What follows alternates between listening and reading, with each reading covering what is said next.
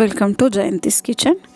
ನಾನಿವತ್ತು ನಾಟಿ ಸ್ಟೈಲಲ್ಲಿ ಮಶ್ರೂಮ್ ಸಾಂಬಾರು ಮಾಡ್ತಾಯಿದ್ದೀನಿ. ಅದನ್ನು ಹೇಗೆ ಮಾಡೋದು ಅಂತ ನೋಡೋಣ.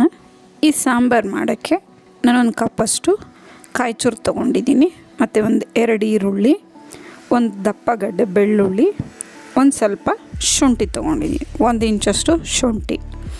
ಇದನ್ನೆಲ್ಲ ಚೆನ್ನಾಗಿ ಕಟ್ ಮಾಡಿಕೊಂಡು ಫ್ರೈ ಮಾಡ್ಕೊತಾ ಇದ್ದೀನಿ. 1 ಟೇಬಲ್ ಸ್ಪೂನ್ ಎಣ್ಣೆ ಸೇರಿಸ್ಕೊಂಡು ಇದೆಲ್ಲ ಹಸಿ ವಾಸನೆ ಹೋಗೋವರೆಗೂ ಸ್ವಲ್ಪ ಫ್ರೈ ಮಾಡ್ಕೊಬೇಕು. ಸಾಂಬಾರು ತುಂಬಾ ಚೆನ್ನಾಗಿ ಬರುತ್ತೆ.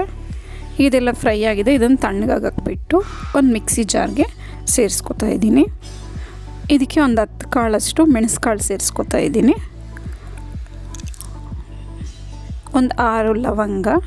ಈ ರೀತಿ ಮಾಡೋದ್ರಿಂದ ಸಾಂಬಾರು ತುಂಬಾ ಟೇಸ್ಟಿಯಾಗಿರುತ್ತೆ. ಮತ್ತು 1 ಇಂಚಷ್ಟು ಚಕ್ಕೆ ತೊಗೊಂಡಿದ್ದೀನಿ.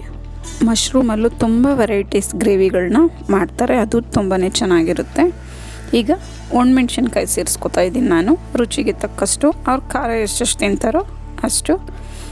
1 ಟೇಬಲ್ ಸ್ಪೂನಷ್ಟು ಹುರ್ಗಡ್ಲೆನ ಫ್ರೈ ಮಾಡಿ ಸೇರಿಸ್ಕೊಂಡಿದ್ದೀನಿ.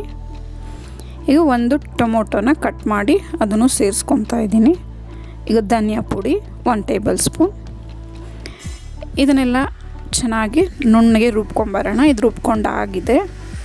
ಈಗ ಸಾರು ಒಗ್ಗರಣೆ ಮಾಡ್ಕೊಳ್ಳೋಣ. ಅದಕ್ಕೆ ಒಂದು ಪಾತ್ರೆ ಇಟ್ಕೊಂಡು 1 ಟೇಬಲ್ ಸ್ಪೂನ್ ಅಥವಾ 2 ಟೇಬಲ್ ಸ್ಪೂನ್ ಎಣ್ಣೆ ಸೇರಿಸ್ಕೊಂಡು, ಇದಕ್ಕೆ ಎಣ್ಣೆ ಕಾದ್ಮೇಲೆ ಸಾಸಿವೆ ಸೇರಿಸ್ಕೊತಾ ಇದ್ದೀನಿ, ಒಂದು 1/4 ಟೇಬಲ್ ಸ್ಪೂನಷ್ಟು ಕರಿಬೇವು.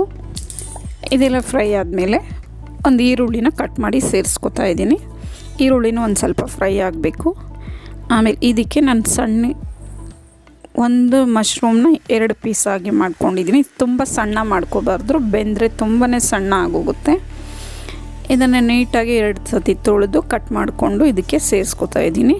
ಇದನ್ನು ಒಂದು ಸ್ವಲ್ಪ ಒಗ್ಗರಣೆಯಲ್ಲೇ ಫ್ರೈ ಮಾಡ್ಕೊಬೇಕು.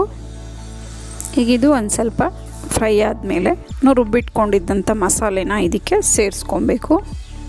ಈ ಮಸಾಲೆ ಸೇರಿಸ್ಕೊಂಡಾದ್ಮೇಲೆ ನಮಗೆ ಸಾರು ಯಾವುದಕ್ಕೆ ಬೇಕೋ ಅದಕ್ಕೆ ನೀರು ಸೇರಿಸ್ಕೊಬೇಕು. ರುಚಿಗೆ ತಕ್ಕಷ್ಟು ಉಪ್ಪು ಸೇರಿಸ್ಕೋಬೇಕು. ಇದನ್ನು ಚೆನ್ನಾಗಿ ಕುದಿಯಕ್ಕೆ ಬಿಡಬೇಕು. ಮಸಾಲೆ ಹಸಿ ವಾಸನೆ ಹೋಗೋವರೆಗೂ ಚೆನ್ನಾಗಿ ಕುದಿಸ್ಕೊಬೇಕು. ಈಗ ಇದು ಚೆನ್ನಾಗಿ ಕುದೀತಾ ಇದೆ. ಈಗ ಈಸಿಯಾಗಿ ಸಿಂಪಲ್ಲಾಗಿ ಮಾಡ್ಕೊಳ್ಳೋವಂಥ ಮಶ್ರೂಮ್ ಸಾಂಬಾರು ರೆಡಿಯಾಗಿದೆ. ಇದಂತೂ ತುಂಬಾ ರುಚಿಯಾಗಿರುತ್ತೆ ಬಿಸಿ ಮುದ್ದೆ ಜೊತೆಗೆ ತಿನ್ನೋದಕ್ಕೆ. ಈ ರೆಸಿಪಿ ನಿಮ್ಗೆ ಇಷ್ಟ